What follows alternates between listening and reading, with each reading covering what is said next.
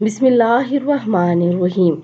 نبی کریم صلی اللہ علیہ وآلہ وسلم سے پوچھا گیا کہ کون سا عمل اللہ کے نزدیک زیادہ پسندیدہ ہے، تو رسول اللہ صلی اللہ علیہ وآلہ وسلم نے فرمایا کہ جس پر ہمیشگی کی جائے ہوا وہ تھوڑا ہی کیوں نہ ہو، اور فرمایا نیک کام کرنے میں اتنی ہی تکلیف اٹھاؤ جتنی طاقت ہے، جو ہمیشہ نبھا سکو۔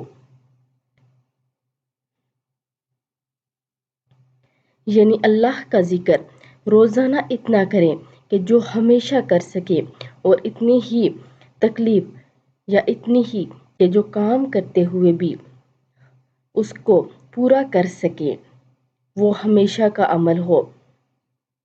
اللہ کے نزدیک یہ بہت ہی پسندیدہ عمل ہے، تو آپ سب بھی اس پر عمل کریں اور ویڈیو کو آگے لازمی شیئر کریں۔ جزاک اللہ خیرہ۔